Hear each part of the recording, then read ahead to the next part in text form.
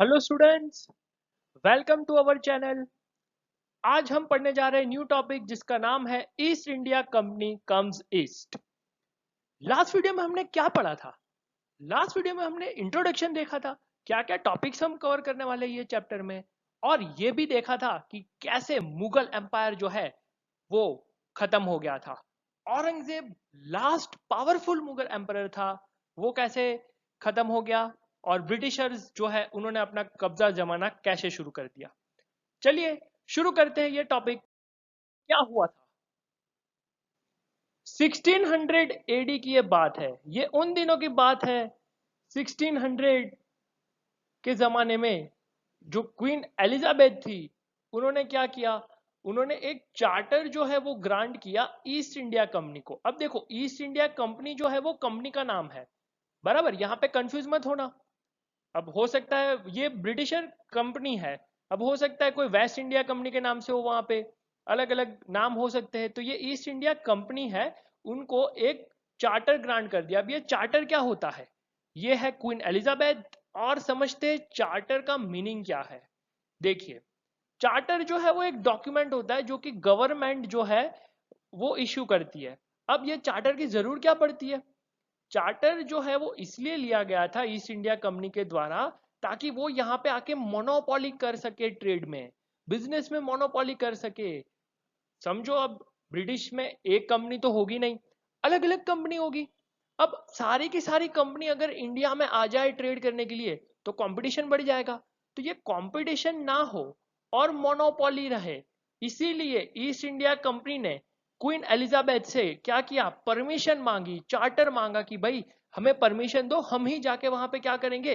Trade करना पसंद करेंगे, और कोई कंपनी ना आए यहाँ पे, ताकि हम क्या एस्टेब्लिश कर सके? मोनोपोली।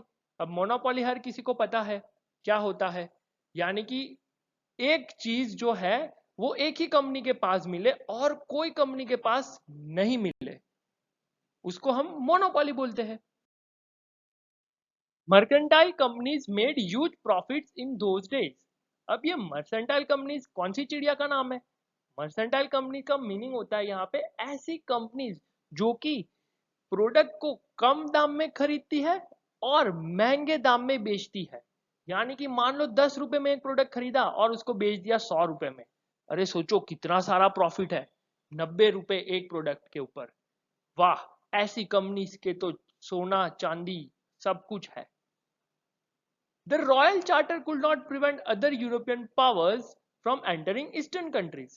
अब ये जो चार्टर लिया था ना ईस्ट इंडिया कंपनी ने, उसकी वजह से कुछ फायदा नहीं हुआ ज्यादा। क्यों फायदा नहीं हुआ? क्योंकि अदर कंट्रीज जो थे, यूरोपियन कंट्रीज, वो भी इंडिया में या ईस्टर्न कंट्रीज में आने लगे थे। ईस्टर्न कंट्रीज का यहाँ पे मीनिंग है जैसे इंडिया हो गया, म्यांमार है, श्रीलंका है, ये सारे कंट्रीज में अदर यूरोपियन कंट्रीज भी क्या होने लगे? एंटर करने लगे, जैसा कि डच है, फ्रेंच है, ये सब। अब ईस्ट इंडिया कंपनी ने क्या सोच के चार्टर लिया था कि भाई हम जाएंगे ईस्टर्न कंट्रीज में ट्रेड करेंगे और हम ही एक लौती कंपनी होंगे और ढेर सारा पैसा कमाएंगे। लेकिन ये तो उनके लिए एक सपना बन के ही रह गया था। अब जब 1492 का जमाना चल रहा था, तब क्रिस्टोफर कोलंबस नाम के पर्सन ने एक नई दुनिया की खोज करी। और यह है क्रिस्टोफर कोलंबस, जिन्हें आप यहाँ पे इमेज में देख सकते हैं। और वो वर्ल्ड टूर पे निकल गए थे और उन्होंने अमेरिका डिस्कवर किया था, जैसे यहाँ पे आप ग्लोब पे देख सकते हैं, नॉर्थ अमेरिका, साउथ अमेरिका। पर यहां तक उनकी खोज खत्म नहीं हुई थी। वास्को डी गामा ने क्या किया था? अटलांटिक ओशंस के थ्रू चलते चलते वो पहुंच गया था इंडिया में, और इंडिया के मालाबार कोस्ट पे, है ना? ये जो रीजन है पूरा, गोवा से लेकर ये केरला वाला रीजन, इसको हम मालाबार कोस्ट के नाम से जानते हैं। तो हुआ क्या था? वास्को डी गामा ने अपनी जर्नी जो है वो शुरू करी थी यहाँ से, लिस्बन से। चलते चलते चलते दरियाई रास्ता से साउथ अफ्रीका होते हुए वास्को डी गामा पहुंच गया था इंडिया के कैलिकट नाम के एरिया में, यानी कि सी शोर पे, कोस्टल रीजन में। तो वास्को डी गामा ने, यहाँ पे हम बोल सकते हैं क्या किया था वास्को डी गामा ने? सी रूट डिस्कवर किया था इंडिया के लिए? ये आपके 1 मार्क का क्वेश्चन हो सकता है। ये देखिए वास्को डी गामा की image. The Europeans who came to India in the order. अब हम ये जानते हैं कि खाली ब्रिटिशर्स तो नहीं आए थे ना इंडिया में, और भी यूरोपियन कंट्रीज आए थे। तो आइए जरा उनका ऑर्डर जानते हैं कि कौन सबसे पहले आया और कौन सबसे आखिरी में। सबसे पहले आए पोर्टुगीज, ये रहा वास्को डी गामा। उसके बाद डच, ये डच की कुछ इमेज। उसके बाद ब्रिटिश, ये रहा ब्रिटिशर्स। फिर डेन्स, एंड लास्ट में फ्रेंच। ये हिसाब से अलग अलग यूरोपियन कंट्रीज जो है वो इंडिया में आए, और ये उनका सीक्वेंस है। Vasco da Gama, a Portuguese explorer who had discovered the sea route to India in 1498. Very important, ये आपके 1 मार्क का क्वेश्चन हो सकता है कि किसने सी रूट डिस्कवर किया था इंडिया में और कौन से ईयर में। तो जैसे कि हमने यहाँ पे देखा था प्रीवियस स्लाइड में, है ना, ये रहा सी रूट वास्को डी गामा का, ये रहा सी रूट लिस्बन से होते हुए दरियाई रास्ते से समुंदर के लुटेरे की तरह वो पहुंचा इंडिया में। ये था 1498 का pirates of Caribbean. The Portuguese were the first Europeans who came to India. सबसे पहले पोर्टुगीज आए थे, ये भी हमने प्रीवियस स्लाइड में देखा। और उन्होंने अपना प्रेजेंस कहां पे एस्टेब्लिश किया था? ये रहा गोवा। गोवा गॉन। गोवा में पोर्टुगीज ने अपना प्रेजेंस सबसे पहले एस्टेब्लिश किया था। और ये तो बच्चा बच्चा जानता है कि पोर्टुगीज में गोवा में पोर्टुगीज का राज था, है ना, और गोवा सबसे लास्ट में आजाद हुआ था। अब अर्ली 17वीं सेंचुरी में डच और फ्रेंच जो थे वो लोग भी आ चुके थे। अब एक के पीछे एक लोग आना शुरू हो गए थे इंडिया में। यूरोपियन कंट्रीज के बारे में अगर हम बात करें तो, है ना, ओहो हो मसालेदार एंट्री है अलग अलग मसाले की।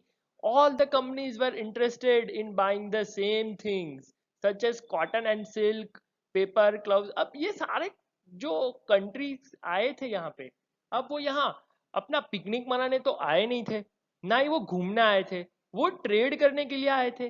अब ट्रेड करने के लिए आए थे तो ये सारी चीजों की डिमांड यूरोप में बहुत ज्यादा थी, इसीलिए ये लोग सारे के सारे ये सभी चीजों में इंटरेस्टेड थे। क्या सोच के आए थे कि हम ये स्पाइसेस, कॉटन, टी, कॉफी ये सब यहाँ से ले जाएंगे और यूरोप में बेचेंगे और ढेर सारा पैसा कमाएंगे। ट्रेड करने के लिए आए थे।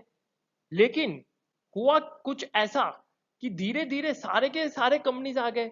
ब्रिटिशर्स ने तो सपना देखा था ना, हमने देखा स्टार्टिंग में कि कैसे उन्होंने परमिशन ली थी और मोनोपोली एस्टेब्लिश करने की नीति से आए थे। लेकिन उनके पीछे पीछे पूरा गांव बस गया, यानी कि सारे यूरोपियन कंट्रीज आ गए। और सारे यूरोपियन कंट्रीज आने की वजह से क्या हुआ? कंपटीशन बढ़ गया मार्केट में। सारे कंपनीज आने की वजह से कंपटीशन बढ़ गया। क्यों? क्योंकि सभी लोग एक ही चीज बाय करने में इंटरेस्टेड थे।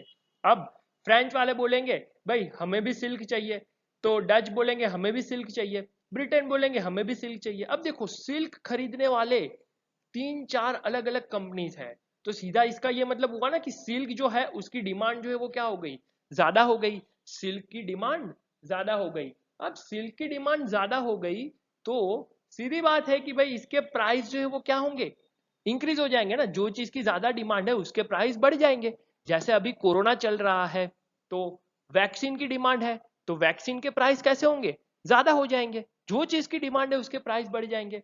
तो भाई सिल्क के प्राइस बढ़ गए। अब सिल्क के प्राइस बढ़ गए तो ये सभी कंपनीज के जो प्रॉफिट थे ना बच्चों, ये जो प्रॉफिट जो वो लोग कमाते थे वो कम हो गए, वो रिड्यूस हो गए। कैसे रिड्यूस हो गए? अब देखो मान लो कि पहले हम एग्जांपल ले लेते हैं सिल्क का, है ना। सपोज सिल्क जो है वो पहले 10 रुपए में 1 मीटर खरीदते थे, एग्जाम्पल है खाली, है ना, और 20 रुपए में बेच देते थे। अब सिल्क की डिमांड बढ़ी तो सिल्क के भाव भी बढ़ गए। भाव बढ़ गए मतलब पहले जो सिल्क वो लोग 10 रुपए 1 मीटर में, मतलब 10 रुपए का 1 मीटर खरीदते थे, वो अब 15 रुपए 1 मीटर का हो गया। और बेचना कितने में है उनको? 20 रुपए में। तो देखो प्रॉफिट रिड्यूस हो गया ना। समझ आ रही है कहानी? तो ये हिसाब से प्रॉफिट जो है ये सारे कंपनीज का रिड्यूस हो चुका था। क्यों? क्योंकि हर किसी को एक ही चीज चाहिए थी। डिमांड बढ़ गई, प्राइस बढ़ गई, तो प्रॉफिट अपने आप कम हो गया। अब प्रॉफिट कम हुआ तो इसका नतीजा क्या हुआ वो देख। अब इसके लिए लोगों के दिमाग में एक ही चीज थी, और वो चीज क्या थी? बैटल्स, है ना। मार्केट में अगर टिके रहना है तो हमारे जो कॉम्पिटिटर्स है उनका गला तो हमें काटना ही पड़ेगा। ये नीति आ गई थी, और ये देखिए यहाँ पे उनके बीच बैटल्स शुरू हो गए थे। अब क्या करते थे लोग? लोग ये करते थे कि भाई, अगर मान लो ब्रिटिशर्स जो है वो अपने शिप में कुछ सामान लेके जा रहे हैं, बराबर, तो डच वाले क्या करेंगे? उसके ऊपर अटैक कर देंगे। डच वाले उसके ऊपर अटैक कर देंगे, जिसकी वजह से वो शिप डूब जाएगा और उसका नुकसान हो जाएगा। ये हिसाब से सी रूट जो होते थे उनको भी क्या कर दिया गया? ब्लॉक कर दिया गया। राइवल कंपनीज का मतलब कॉम्पिटिटर कंपनीज, है ना। जैसे मैंने अभी आपको बताया, राइवल कंपनीज के ऊपर वो लोग क्या करने लगे? अटैक करने लगे उनके शिप्स के ऊपर। अब मान लो कि ये पूरा शिप में बहुत सारा कॉटन भरा है और अटैक कर दिया, तो होगा क्या? होगा क्या भाई? वो शिप डूब जाएगा और वो कंपनी का लाखों का नुकसान हो जाएगा, क्योंकि उन्होंने कॉटन तो खरीदा लेकिन उसको बेच नहीं पाए। तो मार्केट में टिके रहने के लिए एक ही रास्ता बच गया था कि अपने कॉम्पिटिटर को हटाओ। और कॉम्पिटिटर को कैसे हटा रहे थे ये लोग? उनके शिप्स के ऊपर अटैक करके, जैसे यहाँ पे आप देख रहे हैं, बराबर है।